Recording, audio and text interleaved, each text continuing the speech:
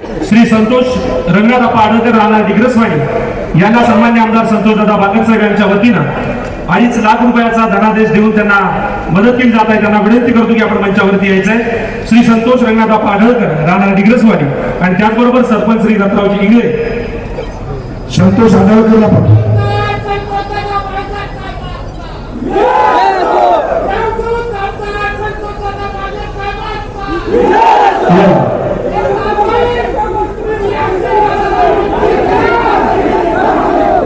आपल्या सगळ्यांच्या उपस्थितीमध्ये श्री संतोष रंगनाथ आडळकर राहणार डिग्रसवाडी हे रानडुकराच्या गंभीर हल्ल्यामध्ये गंभीर त्यांना दुखापत पोहोचली होती। त्यांना आपला एक हात गमावा लागला होता। त्यांनाच सन्मान्य आमदार संतोषदादा बागल यांच्या वतीनं 2,50,000 रुपयाचा धनादेश महाराष्ट्र राज्याचे उपमुख्यमंत्री माननीय आमदार एकनाथरावजी शिंदे साहेब यांच्या वतीने या ठिकाणी सुपूर्द केला जात आहे। इथल्या प्रत्येक आदल्या नडल्या माणसाचा जनसेवक असणारा तुमचा आमचा सगळ्यांचा लाडका नेता माननीय संतोषदादा बांगर साहेब आहे। इथल्या प्रत्येक माणसाच्या अडीअडचणीला धावून जात इथल्या प्रत्येक माणसाचा आरोग्याची नेहमी काळजी घेणारा सन्मान्य एकनाथजी शिंदे साहेब आणि यानंतर ज्यांना आपण ऐकण्यासाठी ज्यांची आपण सर्वच जण आतुरतेने वाट पाहत आहात असे महाराष्ट्र राज्याचे उपमुख्यमंत्री माननीय एकनाथरावजी शिंदे साहेब यांना विनंती करतो की ते संपूर्ण सभेला संबोधित करतील। साहेब वाऱ्याचा वेग ओळखू येतो कारण जो तो इथे